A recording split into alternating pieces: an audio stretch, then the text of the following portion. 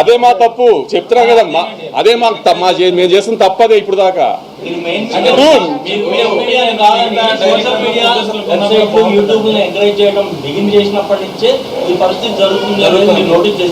చేసాం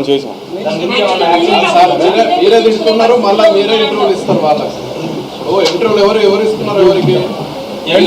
మీకుండి ఇప్పుడు అవగాహన చెప్పారు కదా, మేము ఉండబట్టే మీ యూట్యూబ్ ఛానల్ అది రన్ అవుతుంది. అవును, ఇప్పుడు ఒక హీరో, ఒక డైరెక్టర్, ఒక హీరోయిన్, ఒక ప్రొడ్యూసర్ ఇంటర్వ్యూ ఇవ్వకుండా ఛానల్స్ రన్ చేయండి. కరెక్టేనండి మీరు చెప్పింది. కానీ మిగతా ప్రొడ్యూసర్లు, డైరెక్టర్లు ఎందుకు అంత అవగాహన మీలాగా అవగాహన లేదు అని అంటున్నాను. తప్పక పిఆర్ఓల ప్రెషర్లో ఉండి, లేకపోతే ఆర్టిస్టుల ప్రెషర్లో ఉండి, లేకపోతే డైరెక్టర్ల ప్రెషర్లో ఉండి తప్పక చేస్తారు ప్రొడ్యూసర్లు ఇవన్నీ. లేకపోతే ప్రొడ్యూసర్లు ఎవరి దగ్గర చేయి చాపాలని అవసరం ఎవరికి లేదు కదా. డబ్బులు పెట్టి సినిమా తీసే ప్రొడ్యూసర్ ఎవరి దగ్గర చేయి చాపాల్సిన పని లేదు కదా. తప్పక ఆబ్వియస్లీ ఇప్పుడు నేను అదే అన్నాను, ఎవరిని రూల్ చేయాల్సింది కాదండి. నేను చెప్తుంది కో ఎగ్జిస్ట్ అవ్వాలి కదా. మీరు రివ్యూలు రాయడం మీ రెస్పాన్సిబిలిటీ. ఇప్పుడు నేను సినిమా రిలీజ్ ముందే దీంట్లో లాజిక్లు కథ ఉండదు అని చెప్పాను. నేను లాజిక్లు కథ లేని సినిమాలకి నేను సినిమా తీస్తున్నాను అని చెప్పినప్పుడు, ఒక మ్యాడ్ క్యాప్ ఎంటర్టైనర్ తీస్తున్నాను అని చెప్పినప్పుడు అది రివ్యూవర్కి నచ్చుతుందని నేనేం అనుకోవాలా. సో రివ్యూస్ బాగా రావాలని నేనేం ఎక్స్పెక్ట్ చేయాల. కానీ రివ్యూస్ రాకపోయినా రెవెన్యూ వస్తుంది కదా, అది కూడా కరెక్ట్ కాదు అని దాన్ని జస్టిఫై చేసుకోవడానికి ఇయటం ఎంతవరకు కరెక్ట్ పోనీ? పనికిమాల వెబ్సైట్ గురించి కాదు, నేను ఆ వెబ్సైట్ గురించి డిస్కస్ చేయడానికి గురించి.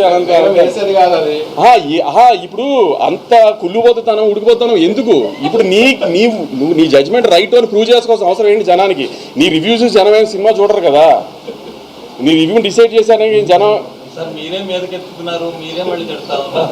చెప్పాను కదా. కొన్నిసార్లు ఎలా అవుతుందంటే, జూలైలో డైలాగ్ ఉంటుంది, మీకు గుర్తుందో కదా, బన్నీ గారి సినిమాలో దరిద్రులు తెలిసిన పక్కన పెట్టుకోవాలి, హారర్ సినిమాలు భయం అయినా చూస్తాం కదా. అలానే తప్పదు, అందరికి తప్పట్లేదు, ఏం చేస్తాము.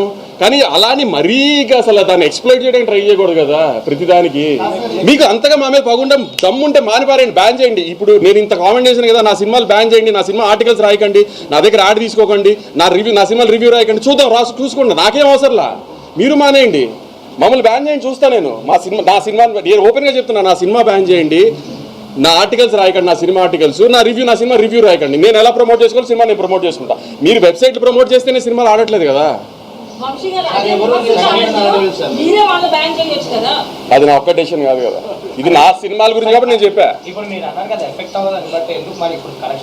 నాకు మన మీద బతుకుతూ మనల్ని ఎందుకు చంపాలనుకుంటున్నారని అడుగుతున్నా అంతే. మన మీద బతుకుతున్నారా, మనల్ని చంపాలని ఎందుకు అనుకుంటున్నారు? ఏంటి ఆ సాడిజము?